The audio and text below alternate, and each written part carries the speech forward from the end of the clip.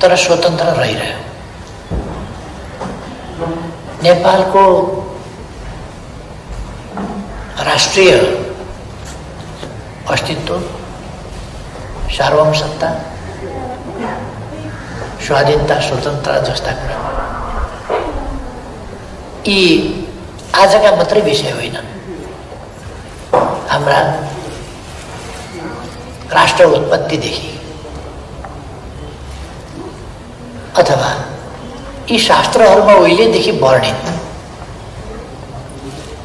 जम्बूद्वीपे भारतवर्षे उत्तराखण्डे नेपाल देशे भनेदेखि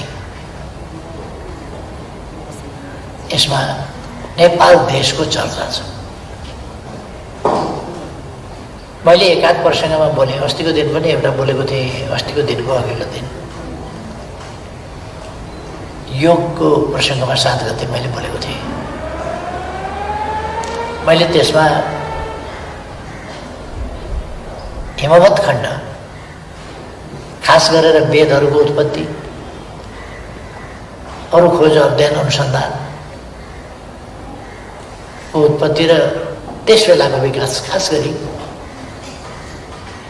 हिमवत् खण्डमा भएको थियो भन्ने प्रसङ्गमा र हिमवत् खण्डको पनि योगको उत्पत्ति चाहिँ नेपालमा भएको थियो र विकास पनि त्यसको नेपालमा भएको थियो र यसले विश्वव्यापी रूपमा आज मान्यता पाएर हामी 7औं वर्ष मनाइरहेका छौँ भन्ने सन्दर्भमा बोलेको थिएँ। र त्यसो भन्दा भनिरहँदा भारतवर्षको मैले कुरा गरेका थिएँ र भारतवर्षमा त्यसबेला एकीकृत भारत राष्ट्र राज्य नभएर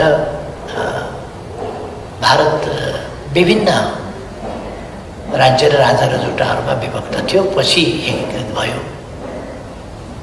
र यो भूभागको कुरा गर्नुपर्छ, भारतमा भन्ने कुरा होइन, यस भूभागमा अर्थात् उत्तराखण्डमा भनेको थिएँ। अब त्यसको त्यो फेरि कुनै आगाको फिल्मको छोए जस्तो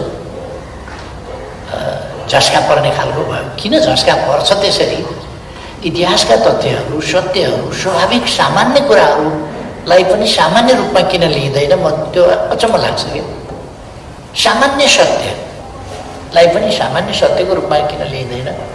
सामान्य सत्यलाई सत्यकै रूपमा लिनुपर्छ हामीले, जुन वास्तविकता हो त्यसैलाई। परापूर्वकालदेखि नै भारत राज्य, भारत राष्ट्र एकीकृत थियो भन्ने त सत्य त होइन। त्यहाँ अनेक राजा र जुटा थिए। नेपालमा पनि नेपाल विभिन्न समयमा भयो, यसमा कहिले 22, कहिले 24 आदि इत्यादिका क्रमहरू पनि भए। तर पनि नेपाल भन्ने देश चाहिँ देशकै रूपमा थियो नेपाल। यसकारण यो भूखण्डको र दुनियाँका लगभग 19वटा जति राष्ट्र स्वतन्त्र रहेका र औपनिवेशिक युगमा पनि ती स्वतन्त्र रहेका 19 राष्ट्र त ती त अरूलाई कब्जा जमाउने राष्ट्रभित्र पनि परे नि त, ती पनि भए त्यहाँ। अर्थात् हामीले हाम्रो भूगोलले होस्, हाम्रा पूर्वजहरूको यस भूभागप्रतिको, यस भूमिप्रतिको, यसलाई राष्ट्र राज्यको रूपमा उपस्थित गराउने र यसलाई संरक्षण गर्ने त्यस भावनाले होस्, त्यस चिन्तनले होस्, हाम्रो राष्ट्र एउटा स्वतन्त्र र सार्वभौम राष्ट्रको रूपमा रहिआयो। यो गौरवको कुरा हो। हाम्रो परराष्ट्र नीतिमा स्वाभाविक रूपमा यस गौरवको निरन्तरता, यस गौरवलाई हामी निरन्तरता दिने प्रतिबद्धता। हाम्रो देश सार्वभौम थियो, स्वतन्त्र थियो, यो सार्वभौम स्वतन्त्र राष्ट्रको रूपमा रहन्छ। यसलाई राख्नुपर्छ। यो लाई समाउँदैन। हाम्रो स्वतन्त्र राष्ट्रको ऐतिहासिक हैसियत भन्ने ऐतिहासिक मान्यतालाई त्यसले समाउन सक्दैन र राष्ट्रिय हित मात्रै हेर्ने कुरा साना राष्ट्रका लागि त झन् उपयोगी हुनै सक्दैन। त्यहाँ जस्टिस, त्यहाँ इन्टरनेसनल अब्लिगेसन जोडिनुपर्छ र मात्रै साना राष्ट्रहरूका लागि उपयोगी हुन सक्छ र अन्ततोगत सबै ठुला साना राष्ट्रका लागि विश्व शान्ति स्थापना गर्ने, विश्वमा शान्ति कायम राख्ने र विश्वमा साझा समृद्धिका लागि साझा प्रयासहरू केन्द्रित गर्ने कुरामा यो नीतिले मात्रै वसुधैव कुटुम्बकम र त्यसो गरिरहँदा राष्ट्रिय हितहरूको रक्षा र सम्वर्धन न्यायपूर्ण र अन्तर्राष्ट्रिय उत्तरदायित्व सहित हुनुपर्दछ भन्ने हामी ठान्दछौँ। यो फर्मुलेसन सायद हाम्रै फर्मुलेसन होला, जो बिल्कुल सही फर्मुलेसन हो।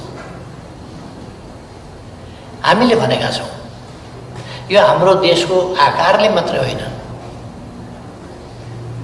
हाम्रो देशको वर्तमान परिस्थितिको कारणले मात्रै होइन, हाम्रो देशको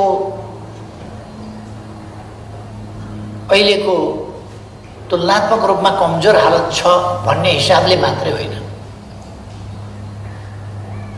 हामी सार्वभौम हिसाबले नै हाम्रा नीतिहरू शान्तिको पक्षमा हामी छौँ र शान्तिको पक्षमा हामी नीतिहरू तय गर्छौँ। मानव जातिको कल्याण विश्व शान्तिबाटै हुनु सम्भव छ। त्यसकारण हाम्रा नीतिहरू, हाम्रा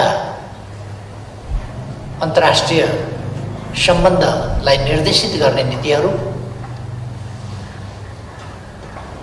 विश्वमा शान्ति छाउनुपर्छ भन्ने कुराबाट निर्देशित छ। त्यसकारण हामी हतियारको, खास गरी पारमाणविक हतियारको अथवा मास डिस्ट्रक्सनका त्यस्ता हतियारको पक्षमा छैनौँ। हामी अरू प्रकारका जमसुइपन वा त्यस्ता कुराहरूको पक्षमा छैनौँ। हामी रेडियो वेपन्स अथवा न्युक्लियर वेपन्स त्यस्तोको पक्षमा छैनौँ। तिनको निर्माण, तिनको सङ्कलन, तिनको सङ्ग्रह, तिनको विस्तारको पक्षमा छैनौँ।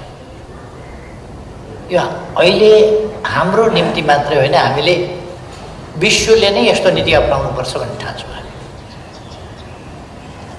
मानव जाति र धरतीको लागि खतराको रूपमा कुनै अस्त्र निर्माण र सञ्चित गरिनु, विश्व शान्तिको पक्षमा यी कुराहरू कुनै पनि समय खतरनाक हुन सक्छ। अहिले एउटा ग्लेसियर भत्कियो अथवा एउटा पहिरो भत्किएर नदी एकछिन थुन्यो, त्यो विस्फोट हुँदा, त्यो भत्किँदा मेलम्ची लगायत सखाप पार भने हतियारमा यो थन्क्याएर राखेका त्यस्ता हतियारहरू, विनाशकारी हतियारहरू कथम कदाचित विस्फोट भयो भने हामीले ससाना त्यसका अरू प्रयोजनका लागि इलेक्ट्रिसिटी बिजुली निकाल्न प्रयोग गरिने कुराका लागि भएका भोपाल हेरेका छौँ, चेर्नोबिल हेरेका छौँ, अरू ठाउँका हेरेका छौँ, जापानको हेरेका छौँ। साना लिकेजले कत्रो चाहिँ खतरा पैदा गर्छ भने त्यस्ता हतियार नै विस्फोट भयो भने या तिनको प्रयोग कुनै हिसाबले भयो भने के हुन्छ दुनियाँमा। त्यसकारण हामी यस्तो कुरामा अत्यन्तै सजग छौँ र हामी हाम्रो फरेन पोलिसी, हाम्रो आन्तरिक पोलिसी, हाम्रो डेभलपमेन्ट पोलिसी, यी सबै कुराहरू मानव जातिको माया गर्ने र धरतीको माया गर्ने कुराबाट सुरु हुन्छ। हामी मानव जातिलाई माया गर्छौँ, हामी धरतीलाई माया गर्छौँ। हाम्रा सबै नीतिको प्रस्थान बिन्दु यही हो। हामी हाम्रो देशलाई माया गर्छौँ, हाम्रो जनतालाई माया गर्छौँ। हाम्रा नीतिहरूको बाह्य सम्बन्धका वैदेशिक सम्बन्ध सम्बन्धी नीति हौ अथवा आन्तरिक नीतिहरू हौ, विविध विषयका नीतिहरू हुन्, यिनीहरूको आधार जग भनेको त्यही हो। हामी हाम्रो देशलाई माया गर्छौँ, हाम्रो जनतालाई माया गर्छौँ, हामी मानव जातिलाई माया गर्छौँ र धरतीलाई माया गर्छौँ। हो यसैबाट हाम्रा सम्पूर्ण नीतिहरू प्रादुर्भाव हुन्छ। र यो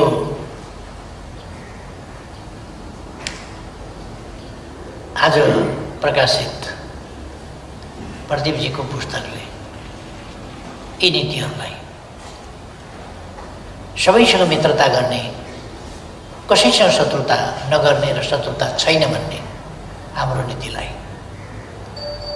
यसले प्रतिबिम्बित गर्छ।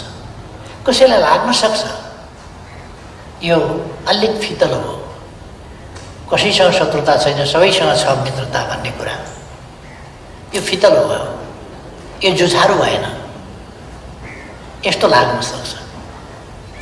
तर जुझ्ने कुरा रहर होइन, कुनै जुधाइ रहर होइन, जुझ्ने नीति हुँदैन। जुझ्ने भनेको त परिआउँदाखेरि मात्रै हो, नत्र भने जुझ्ने नीति बनाउनु गलत हुन्छ, झगडाको नीति बनाउनु गलत हुन्छ। मित्रताको नीति बनाएर अगाडि बढ्नुपर्छ र यसलाई कसैले जुझारु नदेख्न सक्छ, तर यो सही छ। यसले कायरताको प्रतिनिधित्व गर्दैन, यसले निरीहताको अथवा लघुतावासको यस्ता कुराहरूको प्रतिनिधित्व गर्दैन।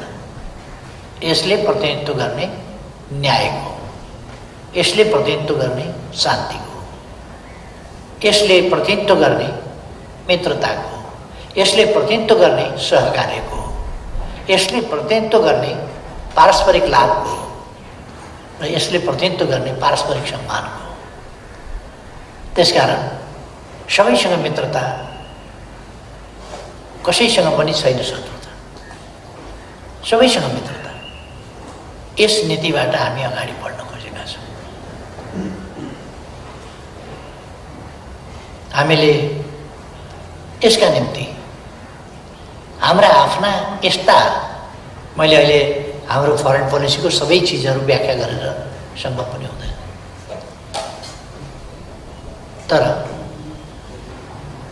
हामीले सार्वभौम समानता भनेर आफ्नो दृष्टिकोण अगाडि सारेका छौँ। यसभित्र थुप्रै कुराहरू अटाएको छ। सार्वभौम समानता, यसले थुप्रै कुरा, यसको व्याख्या थुप्रै कोणबाट हुन सक्दछ, थुप्रै पक्षमा हुन सक्दछ। यसलाई हामीले स्पष्ट रूपमा एउटा मार्गचित्र बनाएका छौँ। ती कुराहरूलाई हामीले सैद्धान्तिक बहसको मात्रै होइन, हाम्रो देशको विकासको, हाम्रा छिमेक सम्बन्धहरूको सुदृढीकरणको, सबलीकरणको, छिमेक सम्बन्धमा कहीँ कतै कुनै प्रकारका केही असमझदारी रहेका छन् भने तिनीहरूलाई हटाउने, यो अघि मैले भनेका सत्यहरूप्रति निष्ठावान भएर हटाउने, समस्या छन् भने हटाउने, छैनन् भने पैदा हुन नदिने। पैदा भइहाल्यो भने हामी संवादको बाटोबाट शान्तिपूर्ण ढङ्गले समस्याको समाधान चाहन्छौँ। हाम्रा नीतिहरू के हुन्? हामी यसो गरिरहँदा मैले अघि नै भने हामी मानव जातिलाई माया गर्दछौँ, यस धरतीलाई माया गर्दछौँ। यसकारण हाम्रो धरतीको वातावरण यी कुराहरूसँग हाम्रो सरोकार छ, पर्यावरणसँग हाम्रो सरोकार छ।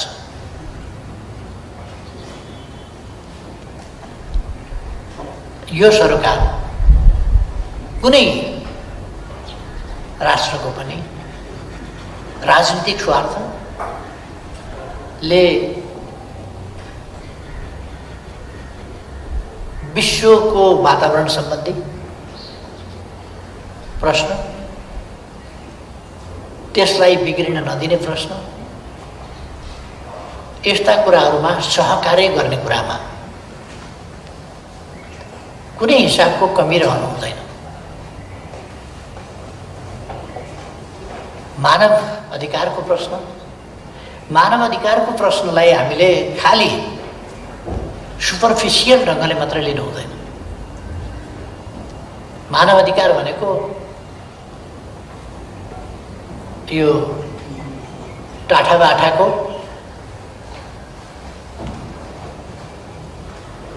मानव अधिकार मात्रैको कुरा होइन, पोलिटिकल एस्पेक्टमा ह्युमन राइट भन्ने कुरा मात्रै होइन। गरिब जनताको बाँच्न पाउने अधिकार, गरिब जनताको दुःखबाट उन्मुक्त हुने अधिकार, शोषितको त्यसबाट मुक्त हुने अधिकार, अन्यायमा परेकाले न्याय पाउने अधिकार। सबभन्दा मुख्य कुरो त भोकमरी, गरिबी, अशिक्षा, स्वास्थ्य प्राप्त गर्न सक्ने स्थिति जस्ता कुराहरूबाट मानव जातिलाई मुक्त गर्ने कुराबाट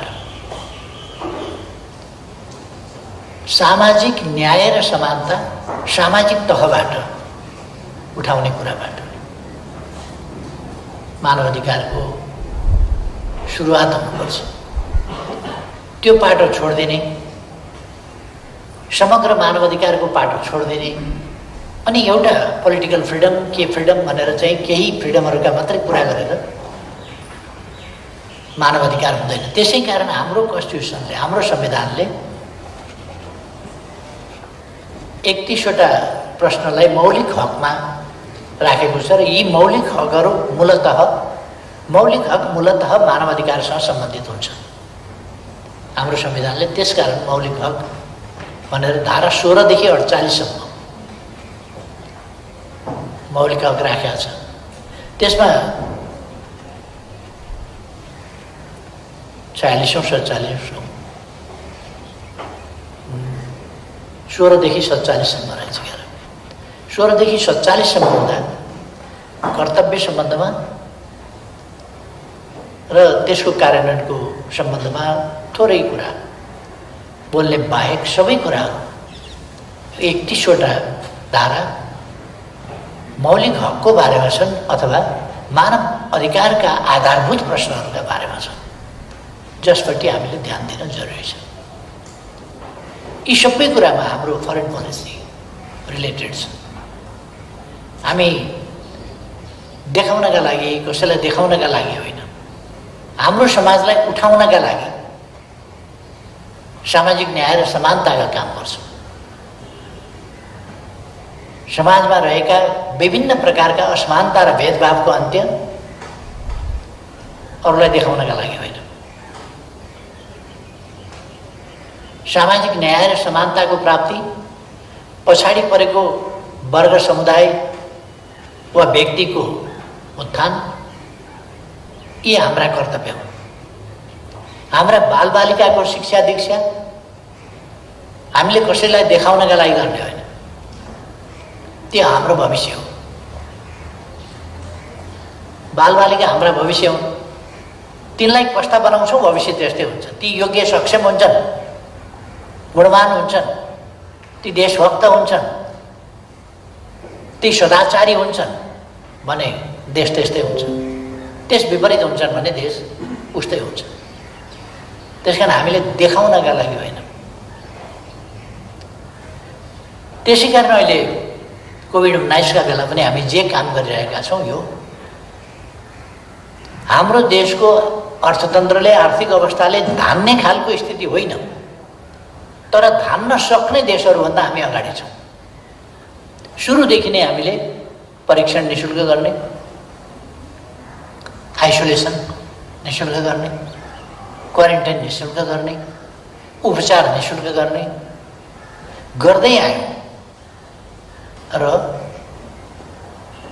अब खोप पनि निःशुल्क गरिरहेका छौँ। सुरुदेखि नै खोप पनि हामीले निःशुल्क गरेका छौँ। साधारणतया भन्ने हो भने हामीभन्दा आर्थिक अवस्था धेरै अतुलनीय ढङ्गले मजबुत भएका देशहरू पनि हामीले जनतालाई उपलब्ध गराइरहेको सुविधा उपलब्ध गराइरहेका छैनन्। हामी जुन उपलब्ध गराइरहेका छौँ। सुरुदेखि जनतालाई बचाउन हामी जसरी लाग्यौँ, कोभिड आउने बित्तिकै पनि हामीले भन्यौँ जनताको जीवन रक्षा पहिलो कुरा हो, लाइफ इज फर्स्ट। यसमा कतिपय विवाद पनि भए। अन्तर्राष्ट्रिय रूपमै दुईटा अभिमतहरू देखा परे, इकोनोमी फर्स्ट वा ह्युम्यानिटी फर्स्ट। हामीले इकोनोमी त मान्छेलाई चाहिने हो, मान्छे बाँच्यो भने इकोनोमी हुने हो। त्यस कारण पहिले मान्छे बचाउँ, इकोनोमी बच्छ। मान्छे बचेन भने इकोनोमी बच्दैन। त्यस कारण मान्छेका लागि हो इकोनोमी, अर्थतन्त्र, सबै कुरा चाहिने मान्छेका लागि हो। यसकारण जीवन पहिला भन्ने हामीले चाहिँ अगाडि सार्यौँ। यसको अर्थ हाम्रा नीतिहरू यसतर्फ लक्षित छन्,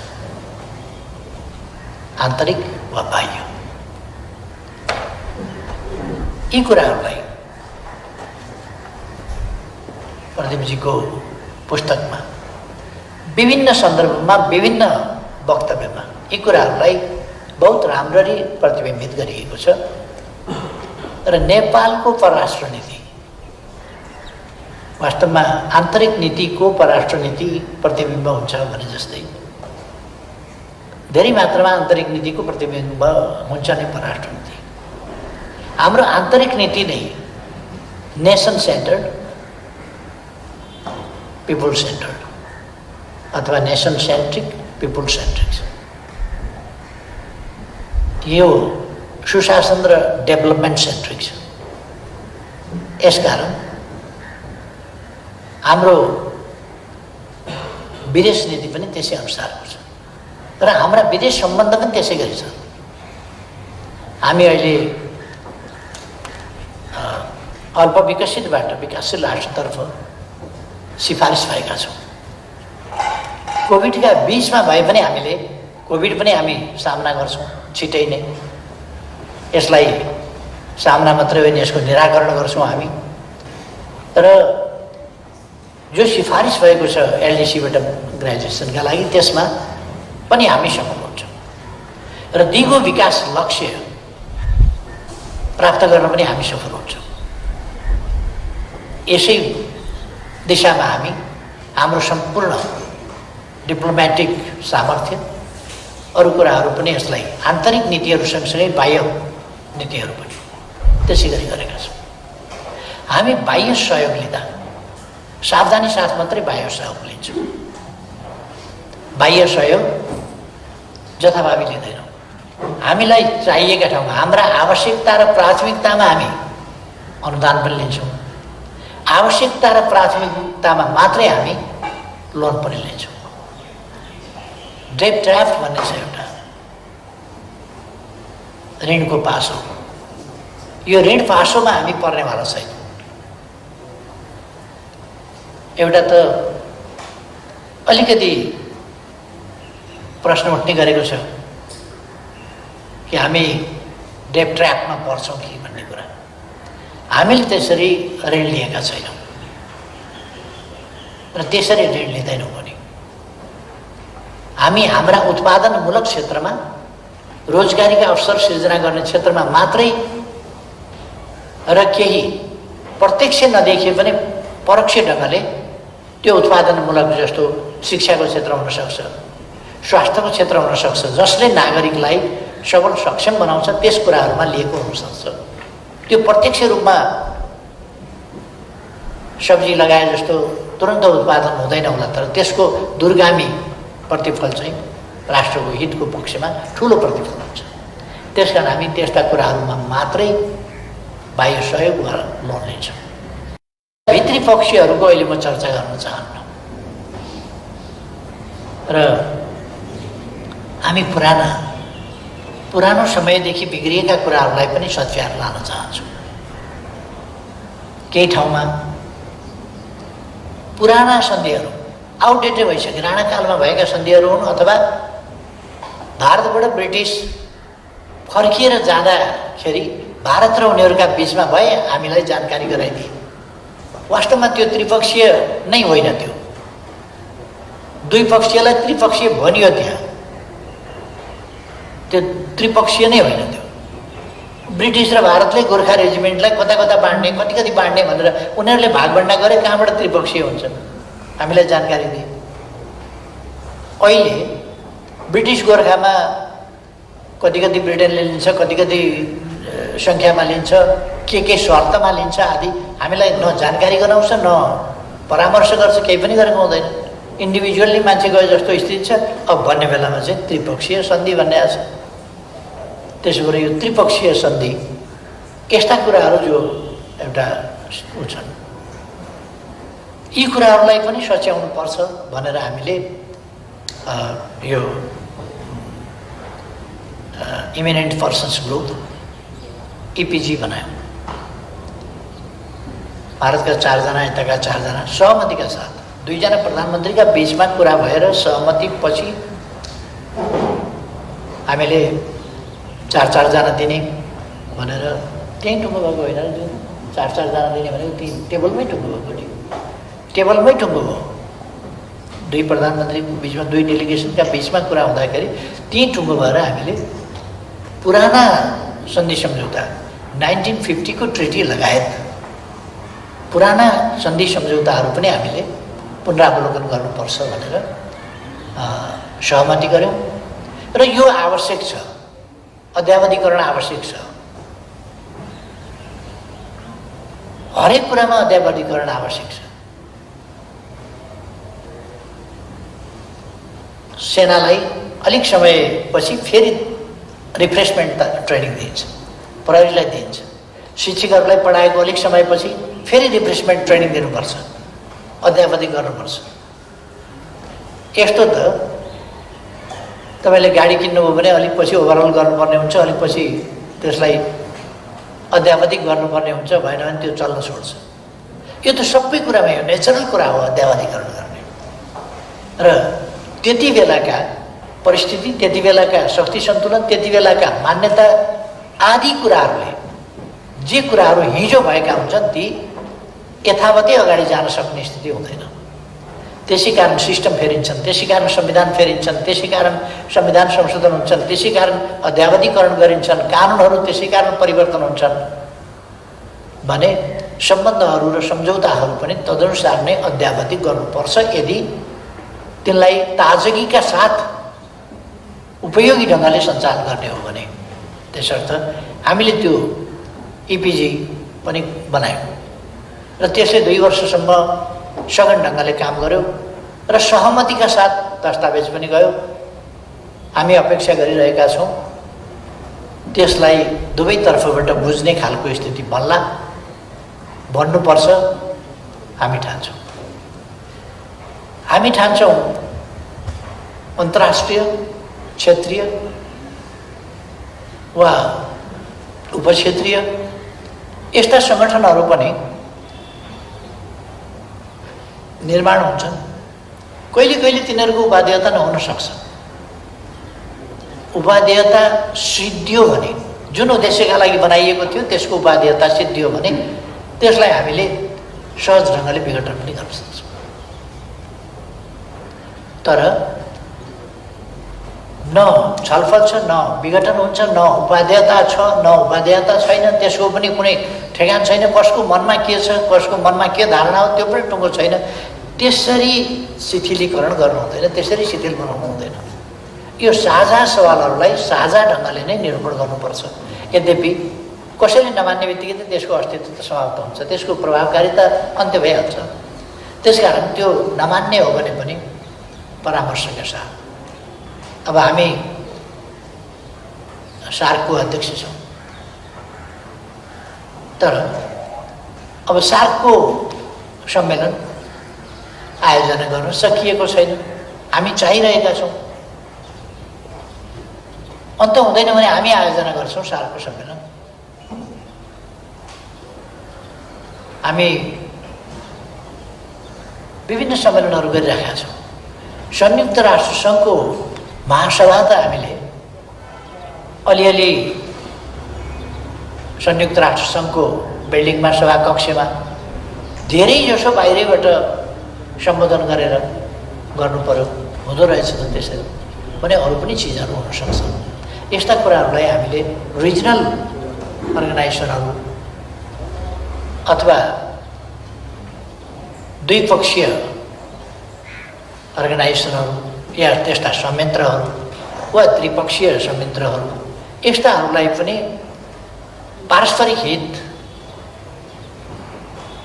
आधारमा अगाडि बढाउनु पर्छ र पारदर्शी ढङ्गले यिनका औचित्य, आवश्यकता, उपादेयता रहेको नरहेको निष्कर्ष पनि हामीले पारदर्शी ढङ्गले नै गर्नु वाञ्छनीय हुन्छ।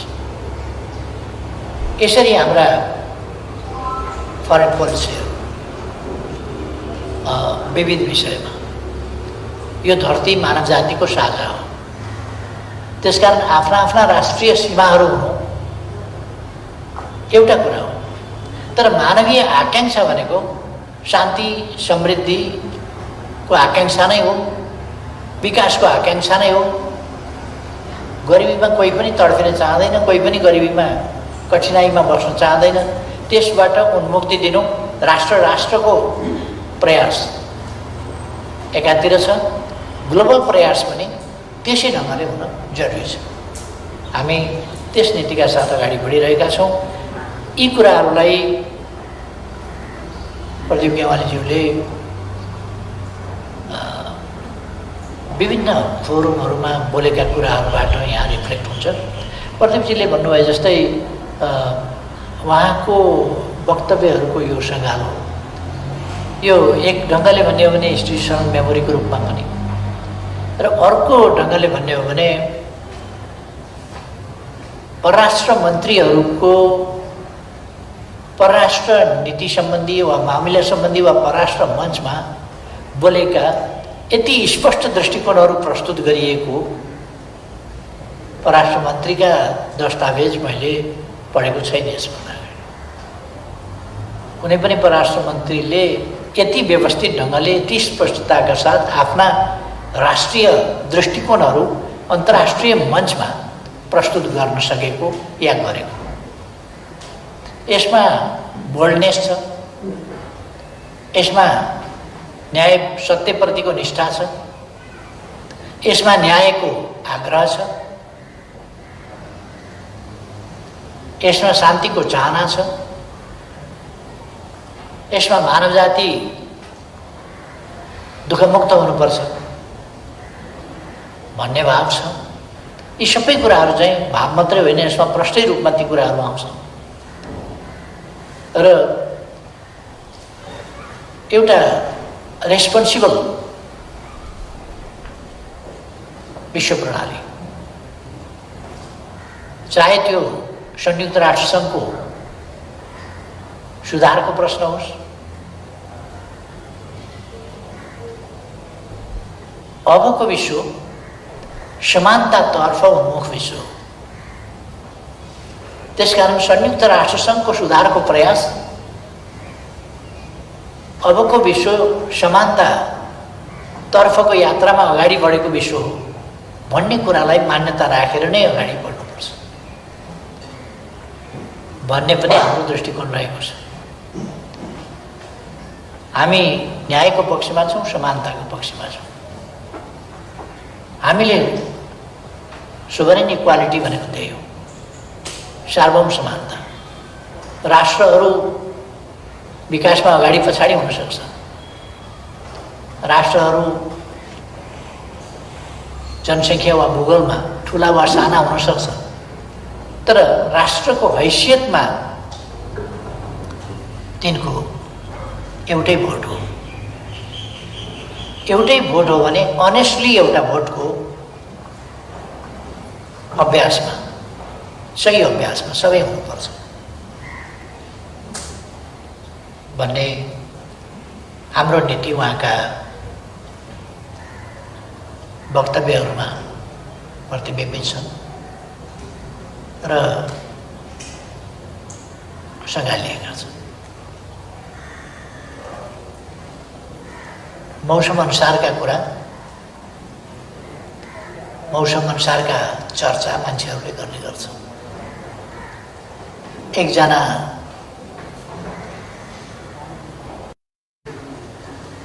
एउटा विदेशी टेलिभिजनमा इन्टरभ्यू दिएको मैले अस्ति, इन्टरभ्यू होइन एउटा संवाद कार्यक्रममा भाग लिएको देखेँ। यो माइक्रो म्यानेजमेन्टमा लाग्न हुँदैन। तपाईहरू माइक्रो म्यानेजमेन्टमा नलाग्नुहोस्। नेपालको सन्दर्भमा तपाईहरूको माइक्रो म्यानेजमेन्टमा होइन, ठुला कुरामा हात हाल्नुहोस् न, पोलिसी म्याटरमा हात हाल्नुहोस् न, ठुला कुरामा हात हाल्नुहोस् न। त्यो जथाभावी किन हुन दिइराख्नुभएको छ तपाईँहरू? उहाँको बनाइदियो, मलाई आश्चर्य लाग्यो। तैपनि आफूलाई देशभक्तै हुँ भनेर हिँडिरहेका छन्। माइक्रो म्यानेजमेन्टमा चाहिँ हात नहाल्नुहोस्, ठुला कुरामा हात हाल्नुहोस्, पोलिसी म्याटरमा हात हाल्नुहोस्। अर्को पूर्व प्रधानमन्त्रीजी खुलेआम भन्छ, के हेरेका होलान् हाम्रा लोकतान्त्रिक छिमेकीहरूले, मित्रहरूले? यस्तो हुँदाखेरि पनि के हेरेका होला भने के चाहिँ गरिदिनु पर्ने? उहाँले के हेरे होला यस्तो अचम्मै लाग्छ मलाई भनेर भन्नु।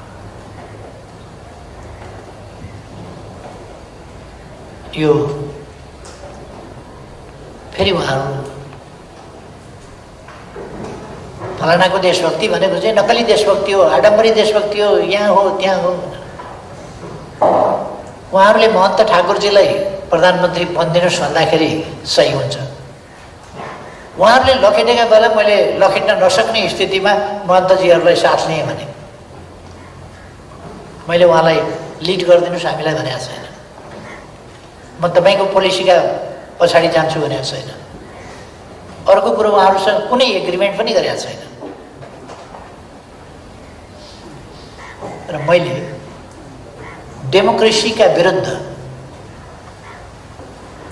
संविधानका विरुद्ध नेपालमा जस्तो अराजकता ल्याउन खोजिएको छ त्यसको विरुद्ध उहाँहरूको साथ लिएँ। त्यो चाहिँ एकदम हुनामी के भइहाल्यो।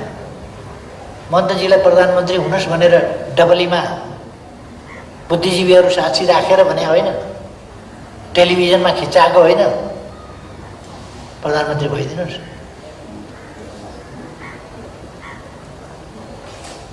अब उहाँहरूको आक्रोश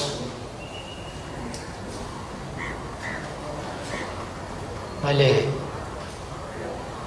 एकपल्ट भनेको थिएँ, रिसाएको बिरालोले खामुची तुर्छ।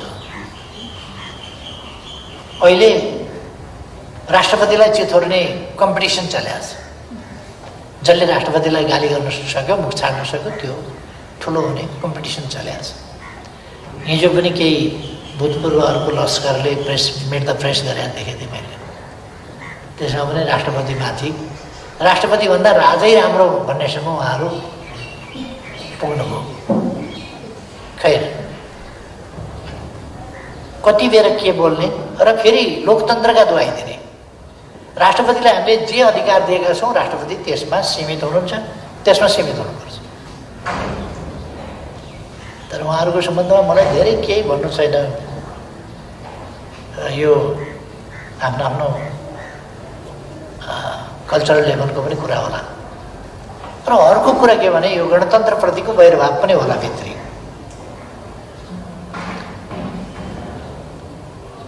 उहाँहरू एउटा सभ्य मर्यादित समाज होइन, असभ्य समाज बनाउन चाहनुहुन्छ।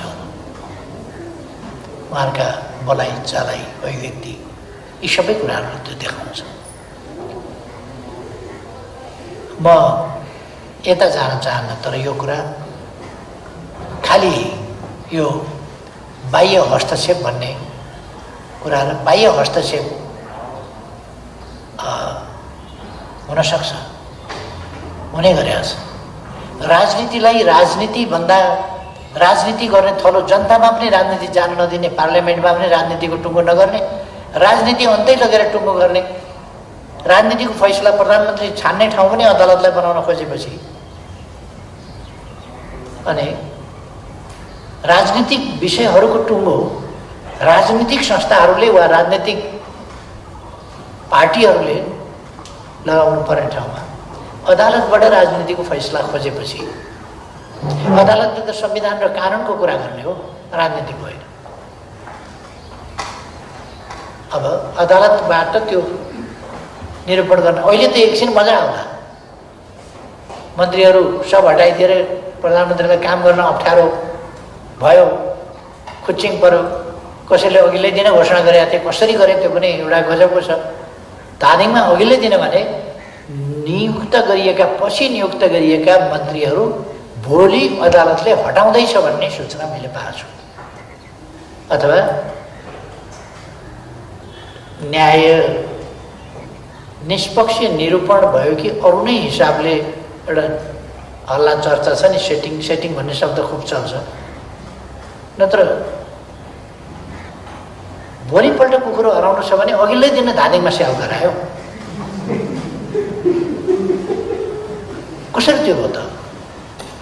एउटा गम्भीर प्रश्न चाहिँ यस्तो कुरामा हामीहरू एकछिनका लागि खुसी वा दुखी हुने कुरा होइन, प्रणालीप्रति चिन्तित र सजग हुनुपर्ने कुरा। यो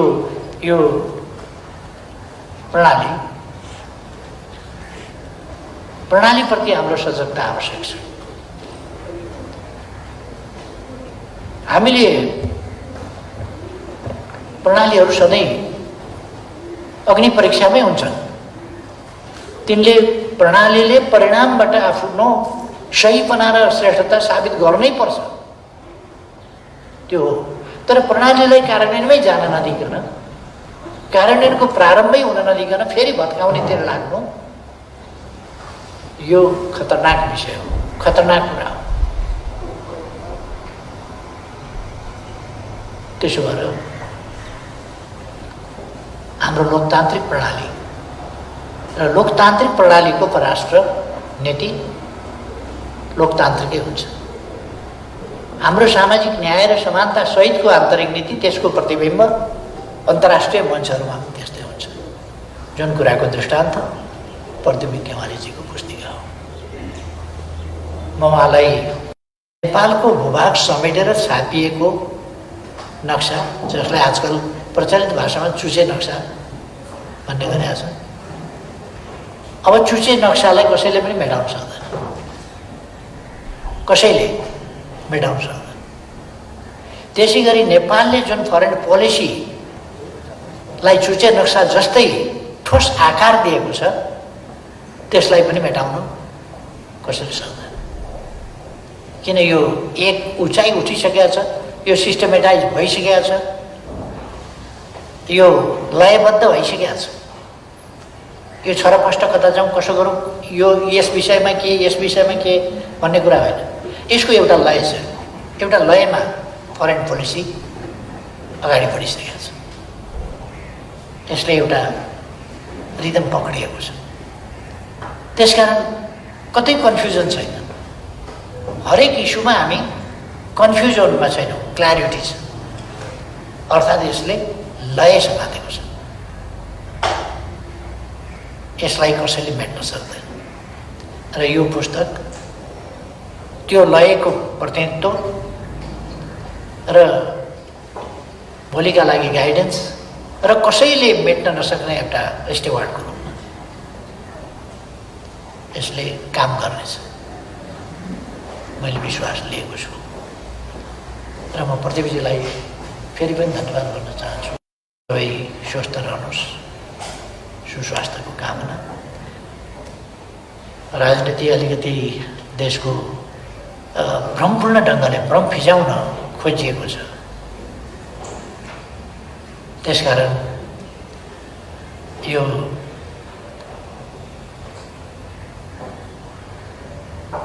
पार्लियामेन्टमा खुर्सानीको धुलो बोकेर जानेहरू, पार्लियामेन्टको लडाइँ माइकले हानेर गर्नेहरूसँगको यो लडाइँ शान्तिपूर्ण र सत्यको अस्त्रबाटै हामी जित्न सक्छौँ भन्ने मैले विश्वास लिएको छु। त्यसकारण चिन्ता गर्नु पर्दैन भन्ने पनि म साथीहरूलाई आश्वस्त पार्न चाहन्छु। धन्यवाद।